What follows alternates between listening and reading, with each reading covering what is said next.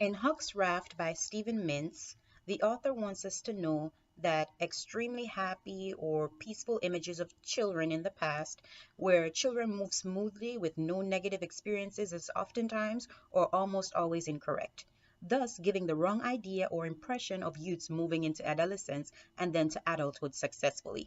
Mintz gave us several examples of adults who became successful but had undergone several life changes before they achieved success.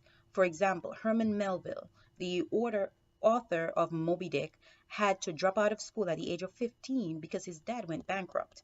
He worked as a bank clerk, in a store, as a teacher, a farm laborer, and a cabin boy on a ship, all before he was 20 years old. This is just one example, but throughout the book, we read about several people that went through many adversities in their youth, so their paths to adulthood was truly uncertain and being successful even more unsure. In urban areas, mortality rates were high due to crowded conditions, poor sanitation, and polluted drinking water. In chapter 2, we read about Peter Williamson, who was just 13 years old when he was abducted and along with 70 other boys taken to be sold in America. Therefore, it is my understanding that brief childhood dependency, subordination, along with uncertain futures were common features of the life for many children in America. Majority of the changes for youths in early America started around 1830. There were efforts to impose order on children, especially between the ages of 7 and 13. Sunday school was the first attempt to develop children's character, and then to create more structure in young people's lives, public schools were created. Public schools then extended the childhood dependency into early adolescence. Before, apprenticeships was a major form of education and formal schooling was sporadic as well as unsystematic. A classroom typically had 8 students ranging from infants to men in militias. Several school buildings were unpainted and they lacked the necessities. Teachers maintained order through corporal punishment, which is the opposite for today. Public schools in today's society, it is mandatory for children to go to school. Classes are more structured and based on ages, hence more chronological structuring. Class sizes have 20 students or more, and they are equipped with necessary equipment, and corporal punishment is illegal. In the book, Education and Social Change by John Rury, school and society both influence each other. We read that within early colonial society, schools were attended infrequently. The buildings for schools were makeshift huts or cabins, and children of all ages attended and were in one class, where the teacher conducted different lessons simultaneously.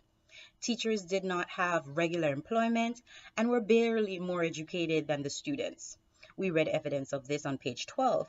And then on page 32, we read that children went to school to read, largely for religious purposes and not to prepare for work.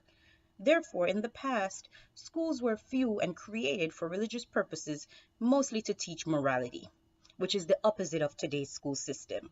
In the 19th century, after the emergence of the industrialization and economic growth, our schools were modified to resemble factories, and education was standardized to ensure children were educated to meet the demands of society's workforce. This development of standardized education is still present today. We see evidence of this in the curriculum that is compulsory for students and the methods of assessment given.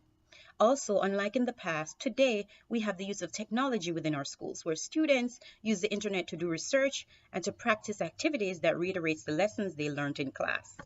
In the past and today, children go to school for literacy. They're able to create lifelong friendships and to develop discipline and order as well, but they are able to accomplish these goals after a few years. However, they continue their schooling, and this is to be qualified for the workforce. And many who started as Christians, reading their Bibles, attending Sunday school, stop by the time they end college. So this raises the question for me as to the effectiveness of the changes in educational institutions. Know that the focus has shifted from the development of students in regards to morality and instead on achieving occupational goals to meet the demands of society.